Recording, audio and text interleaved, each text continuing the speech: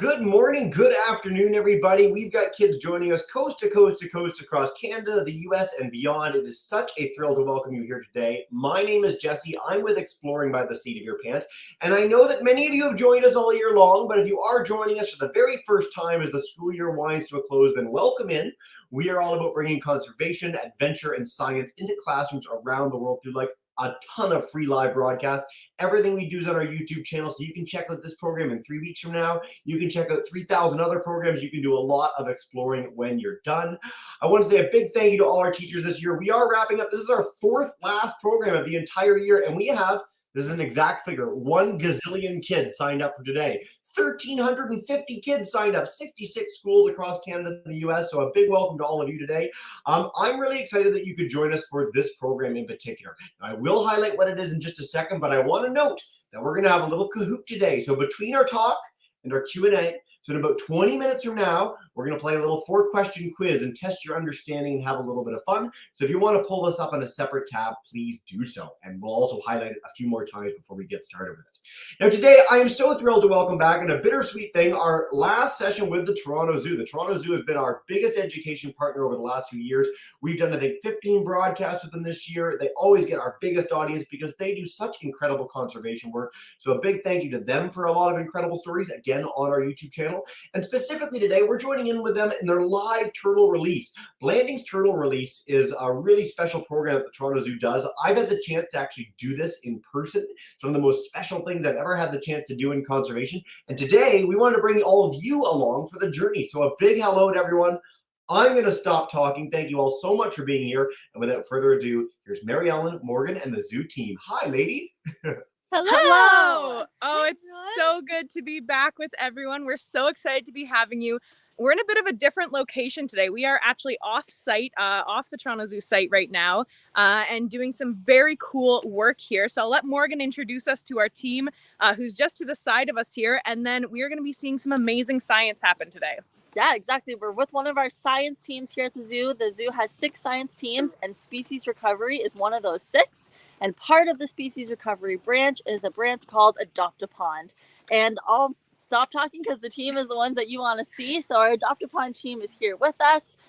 We can turn the camera and introduce them. There we go. All right, I'm going to switch our camera here. It always takes me a quick second to do so, but I know who we're really here to see today. So I'm going to let everyone introduce themselves really quickly, and then we're going to start ourselves off with a land acknowledgement. Honey bonjour, my name is Crystal, and this is Captain Sunshine.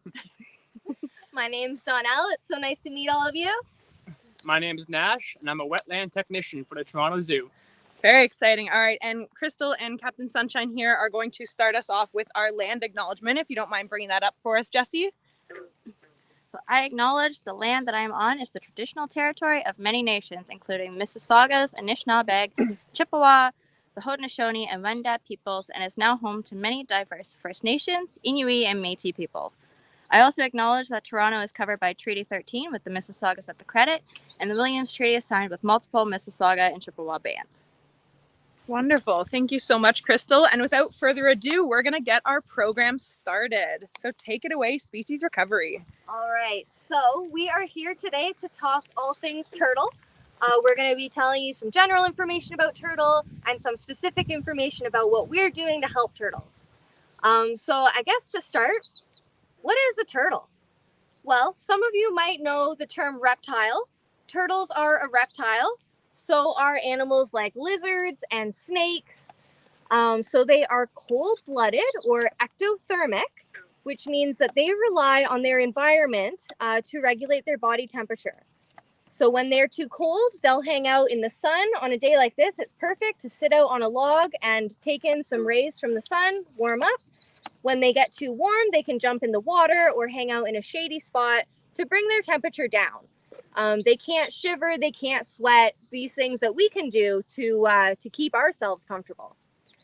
And the reason that we're so concerned about turtles is that globally and locally, turtles are at risk of going extinct. They are one of the fastest disappearing groups of animals on the planet. So globally, we have over 300 species of turtle, but here in Ontario, we only have 8. And all 8 of them are species at risk. So they are in decline throughout their range. We're going to share more with you about why that is and what we're doing to help stop it. But they're in decline, and that's why they're adorable too, so that helps. But that's a big reason why we work so hard to protect turtles, is because they're part of our ecological landscape. They're part of the culture that makes up Canada and the people who are here since time immemorial. And so, yeah, I'm just super excited about turtles. But to get into some more specifics, I'm going to send it over to Nash. Hello again. All right, so I want to start to talk about a little bit of the population and where they're commonly found. So the Blandings turtle, they're most commonly found around the Great Lakes region, with some other populations in the northeast of the United States, some small populations in Quebec, and a small one in Nova Scotia. And according to the Government of Canada, the adult population for Blandings turtles located at the Great Lakes region is estimated to be between 25,000 to 45,000. And if you're thinking that sounds low, you would be correct, because the Blandings turtle is listed as threatened under the Species at Risk Act. And there are many reasons why that could be. Roads are a big problem. Destruction of wetland habitat is a big problem. Illegal collection for pets is a big problem. And other predators are a problem. But before we get more into that, let's talk about the ID features of the Blandings turtle. So, it's a bit hard to see here because he's hiding his little chin. But the Blandings turtle has a bright yellow chin and throat. It's actually the only turtle in Ontario that has a yellow chin and throat. So once you see that, you know you are looking at a Blandings turtle. Another unique feature of the Blandings is how domed the shell is. You can see most turtle shells are very flat, unlike the Blandings turtle. And another word we use for the top part of the shell is the carapace. Another feature about the carapace that makes the Blandings turtles unique is these small yellow dots, streaks, or lines that some turtles you can see more than others. Another role of the Blandings turtle in the ecosystem is to keep it balanced. They are known as omnivores, which means they eat both plant and animal matter. So these turtles help keep the fish populations in check, along with the aquatic inverts and amphibians. These turtles, during the wintertime, they will often spend the entire winter in one spot, and this is known as overwintering. These turtles can spend up to 6 months in one spot and will return to that same spot for several years. It's common to find Blandings turtles in slow-moving freshwater streams or wetlands such as swamps or marshes, which is what we are in right now. The Blandings turtle can sometimes be found up to hundreds of meters away from any body of water, and they do this to look for nesting areas or for potential mates. The female Blandings turtle will become sexually mature at ages between 14 and 20, with the male Blandings turtle reaching sexual maturity around 12. Once they reach sexual maturity, they will often go look for nesting areas. And the area they look for are very soft gravel or soft soil areas where they can dig a hole and lay their eggs into. This is one of the problems with Blandings turtles, because often where they make their nest is a danger towards them. For example, on the side of the road where it's very soft gravel or soft soil, they will often dig up and lay the nest there, which increases their chances of getting hit by a car. And unfortunately, Blandings turtles are hit by cars at alarming rates. In 2016, a study was done to determine how often Blandings turtles are getting hit by cars in Ontario. The conclusion was it's anywhere between 260 to 400 adult Blandings turtles are getting hit by cars every single year in just Ontario alone. So if we do not do something to stop this and help sustain this population, their numbers will decrease and will decrease fast, and we could see them fully removed from Canada if nothing is done. Now, in addition to being a keystone species, they are also very important to Indigenous cultures and people, which Crystal can tell you more about.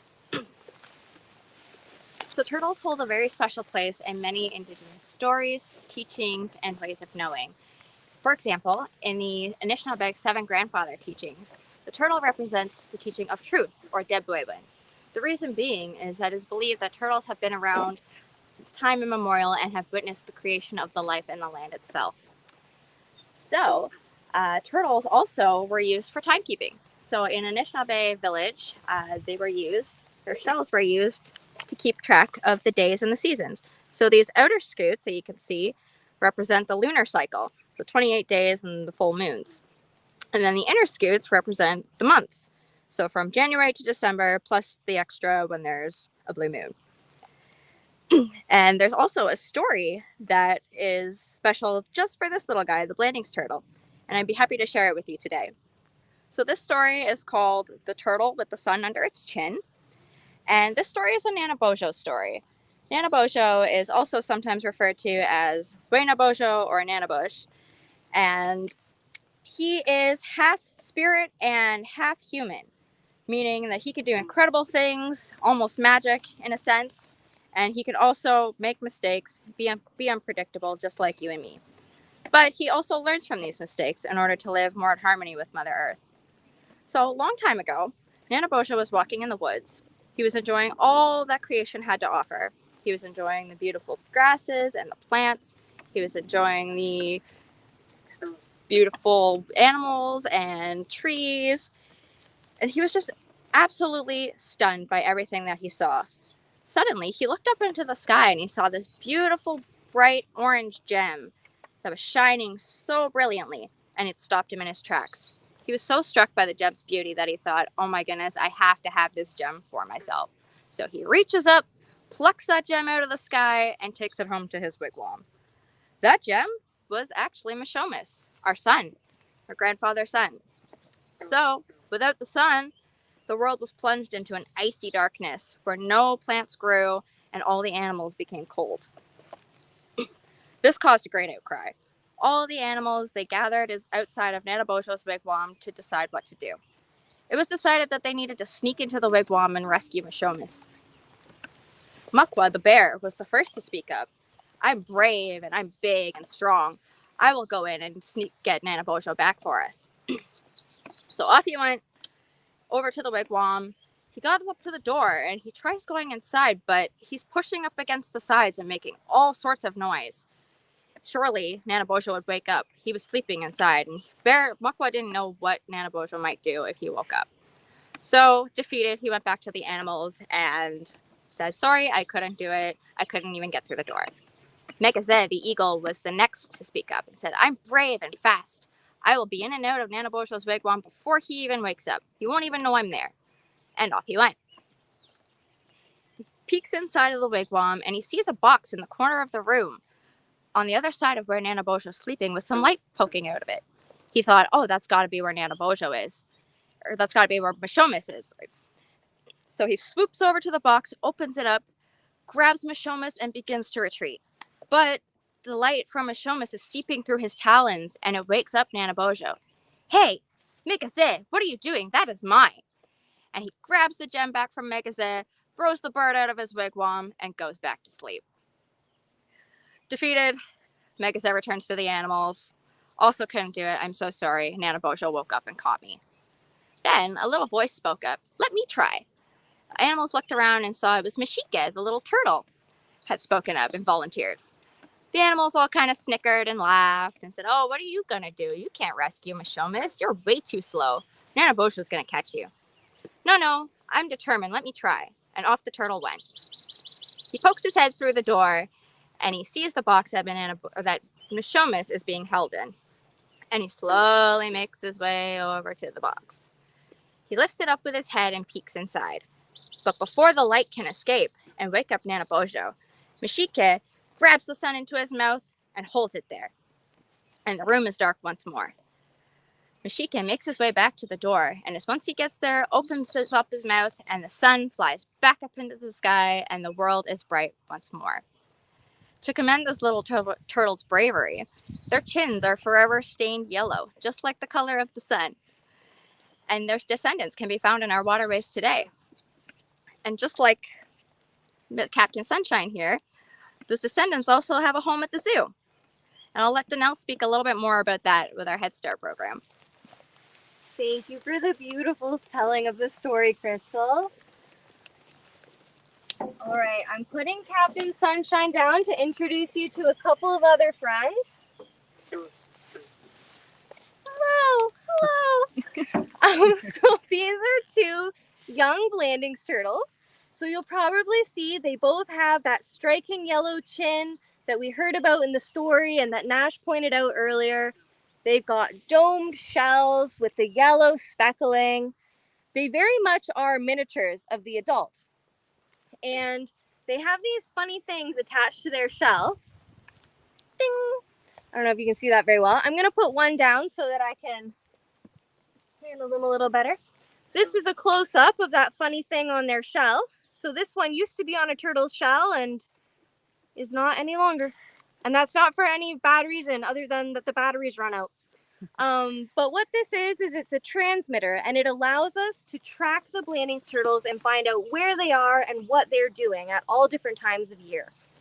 So each one, has one on their shell. And we use this to know what habitats they're using, what behaviors they're displaying in these habitats. And eventually, we hope that these will help lead us to where these little turtles are nesting so that we can make sure that they're reproducing properly. But I've got a little ahead of myself, so I'm going to back it up a little because I haven't actually really told you what we're doing to save the Blandings turtle. So we have this project called the Head Start Project. It's kind of a funny name, but it's very literal in the sense that we are giving turtles a head start in life. And so what we do at the zoo is we have tiny little turtle eggs. They're like this big, tiny little eggs. They kind of look like little ping pong balls. We incubate them from June until August. They hatch at the zoo, and then they're in our care for 2 years. So when they first hatch, they're just the size of a loony. They're about this big. Their shells are quite soft, and they're small enough that they can fit into the mouths of a lot of different predators. Okay, so they face huge challenges when they're so tiny. When they're at the zoo, they grow to about this size, the size of a small potato, if you will. Their shells harden. The shell is actually made of bone, so they get very hard. And the turtles have these claws that I hope you can see. They might look little, but they're actually quite sharp. And basically, during the time that they're at the zoo, we feed them, we keep them healthy and growing. And then the Head Start piece comes in because when they're released, they're better able to handle the challenges that they'll face in their environment. And so that's the Head Start. We release them and then we track them. We make sure that they're doing well. If they're facing challenges, we can document those and we can figure out ways to intercept them and make sure that we're giving these turtles the best chance. And so that's what our wetland technicians like Nash, he comes out a couple times a week and tracks these turtles. He knows all about where they hang out, and he's going to show us exactly how he does that. He's got some special equipment. So all this fancy gear here is what we use to track these turtles. So this is the antenna, and this is the receiver. The receiver is a lot like a radio. It looks like this, and once you turn it on, you want to tune into a frequency. It's very much like turning into a radio frequency. So, as you can see, a lot of interference. So what you want to do, once this is connected to the antenna, you then want to point it in different directions. And if you can hear those beeps right there, depending on which way you are pointing, it will tell you which way the turtle is. The louder the beep is, that direction is where the turtle would be. And the closer and closer you get, you lower what's called the gain. And the gain is pretty much how wide the signal goes. If you want to go really far, you have a high gain. And if the turtle is right in front of you like this, you would lower the gain really low to help pinpoint exactly where the turtle is.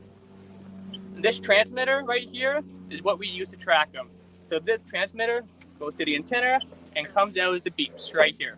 And we color the transmitter in black to make it blend in with the carapace so that the turtle is not at risk for having a white transmitter showing off predators where exactly it is. Thank you very much, Nash. No problem. So you might have seen this kind of equipment on TV if you've seen people tracking other animals. Sometimes the animal might be wearing a collar or an anklet. It's all very similar technology. And for the turtles, we can attach it right to their shell. So it makes it quite easy. And because the shell is so hard, we don't have to worry about it cutting up the skin or anything on the turtle, which keeps it extra safe for the animals. And so we're just going to wrap it up, but I wanted to say thank you so much for listening to us. You know, we could talk about turtles all day, and we're so happy that you joined us today to listen. So thank you, and please spread the word. The more people that know about turtles and their threats, the more people we'll have helping. Amazing. A huge thank you to all 5 of you today, and Captain Sunshine, of course. Don't want to forget leaving out him.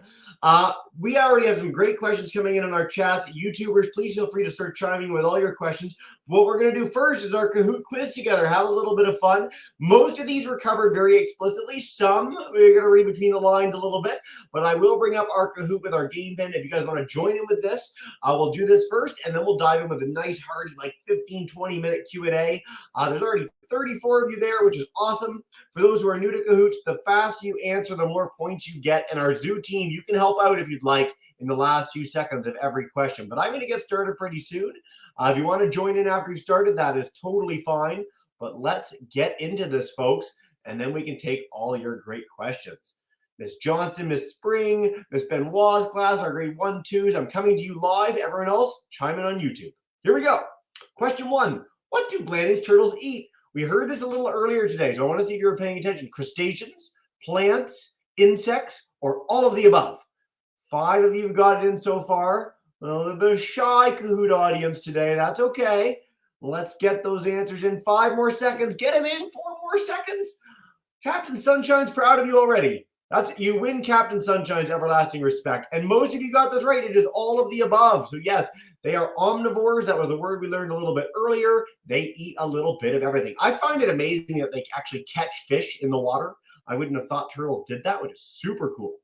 Fabulous Goose has our lead as we go into question 2. True or false? The Blandings turtle is an endangered species. So I've been highlighting the Adopt a Pond Conservation website on YouTube and here. We talked about their conservation status a little. Now, again, some of their populations are different in different places, but by and large, I think most of you are going to get this. There's 70 of you now. There's so many of you pouring in. It's amazing. They are, in fact, an endangered species. Again, some groups of them are a little more common than others. In some places, they're really, really in danger. But by and large, yes, they are endangered. Most of you got this correct, which is great. Expert Egret takes our lead going into question 3. Another quiz. What is the chief threat to Blandings turtles? We sort of talked about this a little bit. Is it too many skunks and raccoons eating them? Is it climate change? Is it habitat loss? Or is it pollution? And I will note this answer is one that is common not just to Blandings turtles, but a lot of species. And it's an issue that a lot of people don't recognize quite as much. So those are your hints going into this. I think we're going to get a lot of climate change in this. But no, most of you got this right. Habitat loss. So most animals, climate change is a huge impact. Pollution is a huge impact. Poaching of humans is a huge impact. But habitat loss, getting rid of the homes where animals can live, is pretty much the biggest threat for most species on Earth today. And with that, Expert Egret takes our lead. Again, going to question 4, and I'm heading for questions. I'm going to Miss Johnston's class first. Head starting is a great way of helping protect turtle populations. We learned about this at the end. Captain Sunshine, I think Captain Sunshine is very fond of head starting, and I hope our students are too. Captain Sunshine, so cute. 86 answers. There's so many of you. I love it. 100. We got to 100 Kahooters, and yes, head starting, giving turtles that little head start in life, releasing them when they're old enough to survive some of the threats that younger, smaller turtles face is a really key thing. The zoo does this better than anybody, and again, I will bring up that conservation website in a minute. Daring Turtle comes in second. That's very fitting. And number 1, for all the marbles, Expert Egret. Way to go, everybody.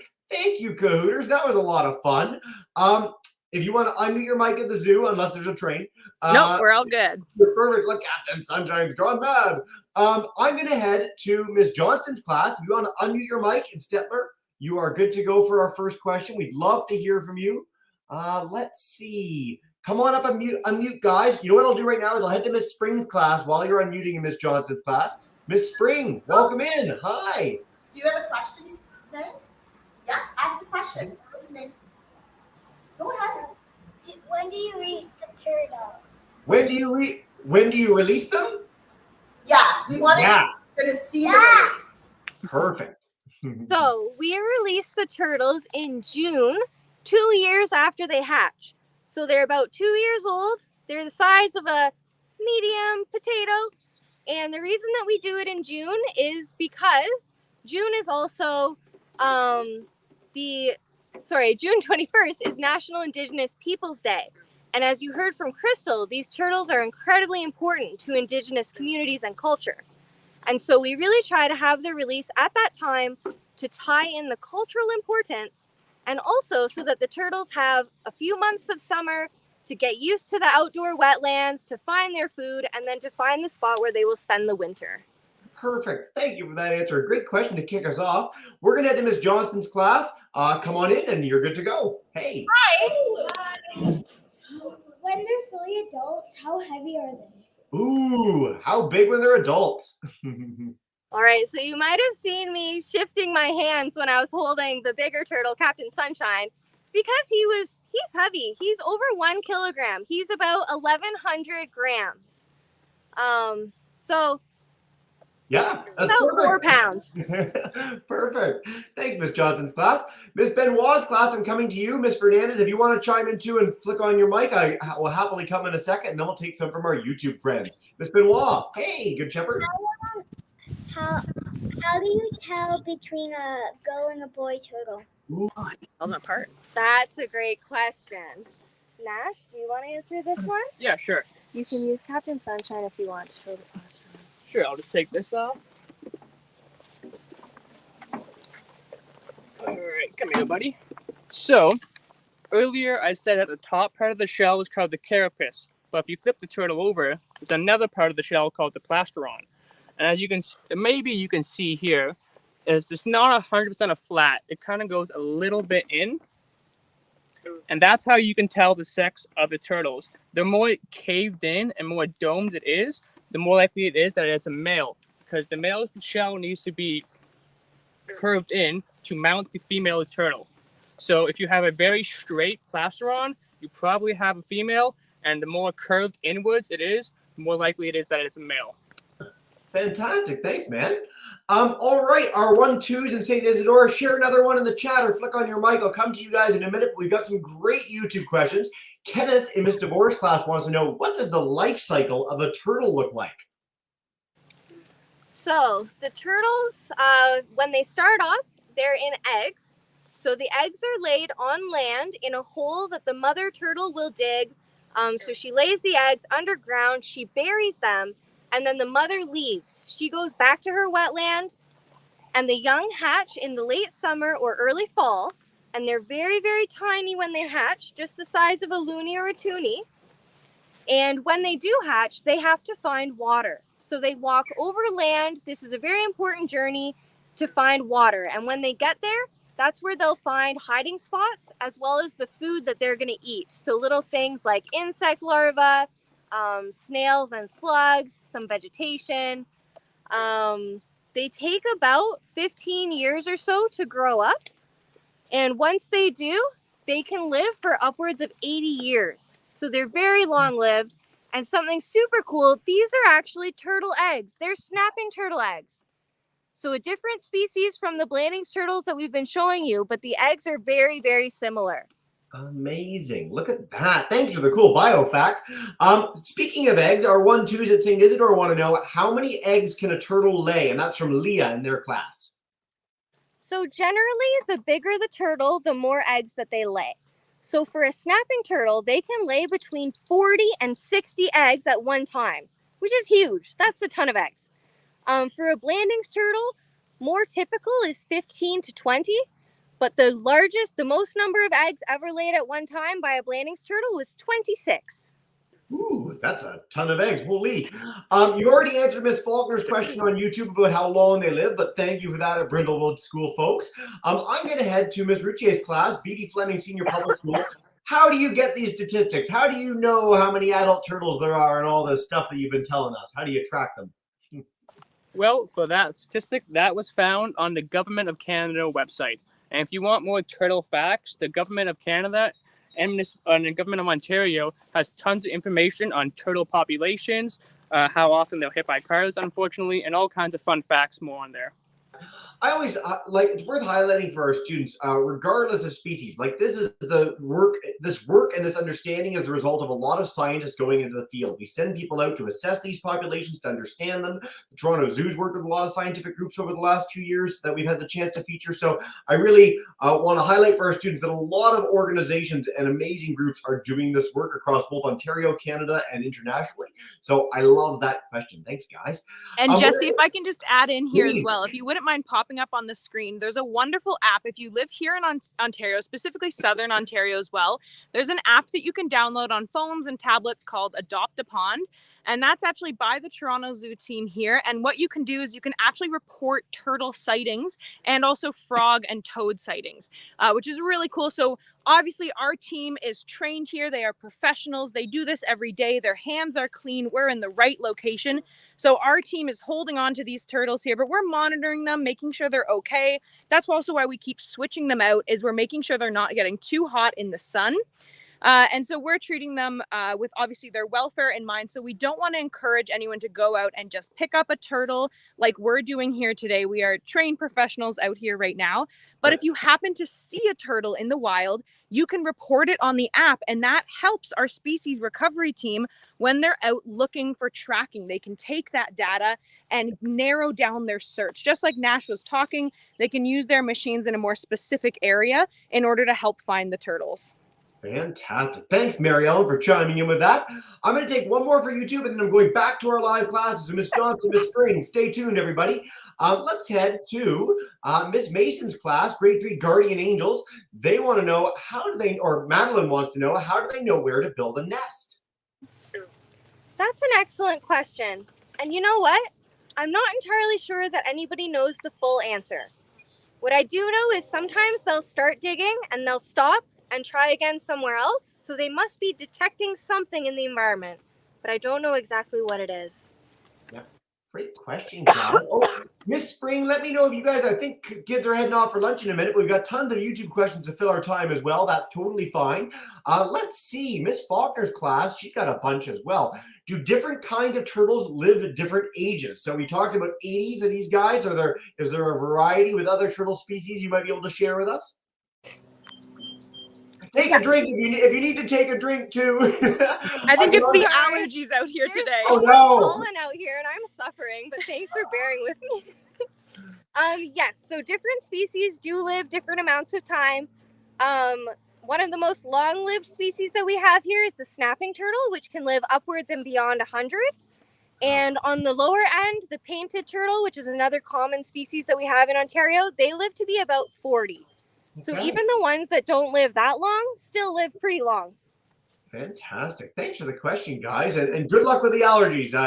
People here are having the same problem. So best of luck for the rest of the broadcast. We've got about 10 minutes to go, so you're almost in the clear, I promise. You can plunge your face right in the pond and get them off. Let's head to Miss Andrews' class. Has a great question. I always love this question. What is the coolest and or weirdest turtle fact you know? Strangest turtle thing. The weirdest turtle fact that I know is that when a female lays her eggs, all of the eggs can have different fathers if she mated more than once with different males. So even though they all have the same mother, they can have different fathers, like a stepfather. What is Captain Sunshine doing? I've never seen a turtle do that in my entire life. So this isn't even Captain Sunshine. This is Captain Sunshine's retired in his in the shade right now. We did name these two. These are two of the ones getting released today at the end of the video. And I believe we landed on Franklin and Sunny. So we can say this one's Sunny for right now. What is Sunny doing? Sunny is trying to use his head to knock my hand off of his shell. Nice. He's had enough of us. We might do a turtle swap here. Yeah, we'll swap them out. I truly am gobsmacked at the length of Sunny's neck. It's like a whole snake hiding inside the turtle shell. That's very exciting. Totally. Let's see. Oh, great question from Max in Ms. McNamara's class. Will they find a home before winter, and will they stay on land or in the water over the winter? Great question. Yes, great question. So to answer the first part, yes, they will find a home before winter. That was one of the biggest sources of concern for us when we started. But what we've seen over the 10 years that we've been releasing these turtles is that they are very good at finding a place to spend the winter. And where they spend the winter is in the water. So they need to find a spot in the water where it's deep enough that the surface might freeze, but below the surface will stay liquid. And that's where they hang out all winter long. Very, very cool. And how do they breathe when they're down there since they need air? That's a great question, Jesse. When they're underwater, they breathe through their butts. Yes. Their butt kind of acts like a modified lung, and they can absorb small amounts of oxygen from the water through their butts. And I want to stress that you talked about the different fathers earlier. That was your choice for weirdest fact when that was an option. So very, very cool. Let's see. Oh, Liam wants to know at the Guardian Angel School in Stittsville. Hi, Stittsville. So nice to have you in today. Can turtles live if their shells break? All right, that is a great question. And we actually have a turtle shell on hand here, so I can give you a close look at what that looks like. So this turtle unfortunately has passed, but this shell is an excellent teaching tool. So you can see the speckling, the doming, okay? And then inside where the turtle would have been, you can see the backbone. The spine is actually right attached to the shell. And so if turtles break their shell, there is a hospital in Ontario just for turtles. It's called the Ontario Turtle Conservation. Injured turtles They're go back. there. They Sorry. get medical care. Oh, yep. Sorry. You're back. You just cut out for a second, but you're good. Okay. So if you have an injured turtle or you find one, you can call the Ontario Turtle Conservation Center. They will do their best to heal the turtle. If they can't heal the turtle, but it's a female and she has eggs, they can extract the eggs and the eggs will still have a chance. The young will still hatch, most likely. But if it's a very bad injury that severs that spine, it can be life-threatening for sure. Great question, guys. All right, we're going to take a few more. I know the connection's getting a little spottier than it was, but so many great questions from our YouTube friends. Again, a huge welcome and thank you to all our classes for joining today. Let's see some other questions. Oh, Miss Andrews wants to know, can turtles eat animals larger than their size, like a turtle going after like a deer? Is that going to happen or nothing like that? It's pretty unlikely. I will say the exception is that sometimes turtles will eat dead animals.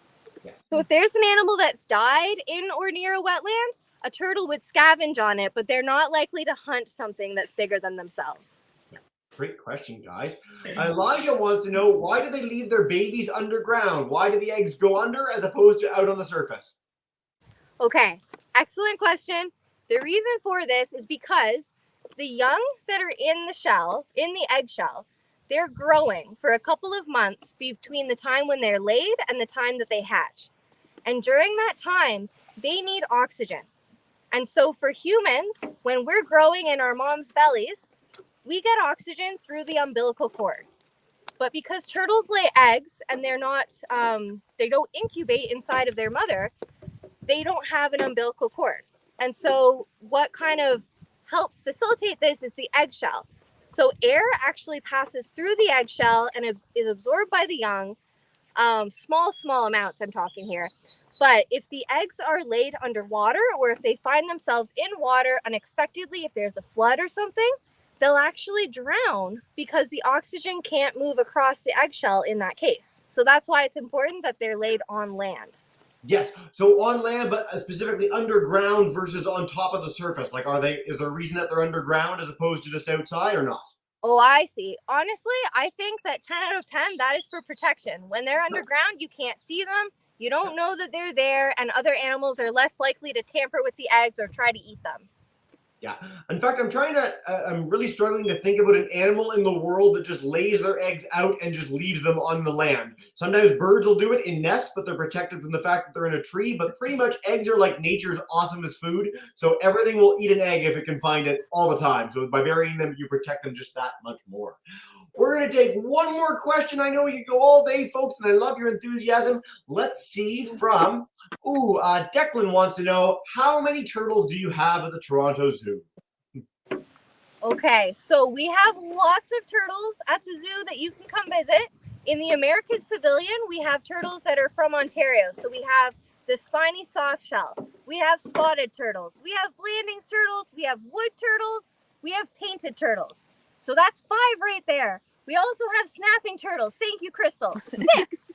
And then in other pavilions and other areas of the zoo, you can see other ones. And of course, for our head starts, we have 60. And those ones will be getting released. So we have a lot of turtles at the zoo. Fantastic. Ladies, and thank you so much, everybody. It's been such a pleasure having you to tell us all about turtles today. Is there a final message you want to share with our classes before we let you go and say farewell? Turtles are awesome, man. They've been around for millions of years, and let's keep them around for millions more. Thank you, everybody. What a perfect way to end. I love that answer. I will note for our classes too, again, torontozoo.com if you want to find out about all the work the Toronto Zoo does. There's so much incredible conservation things that they do there as an organization. And specifically, the Adopt a Pond Conservation website is amazing. If you want to hear more about this story, check out all the broadcasts we've done with them on our YouTube channel. For the 5 of you, thank you more than you know. Good luck with the release. Have a wonderful day. And bye for now, everyone. Thanks so much at home. And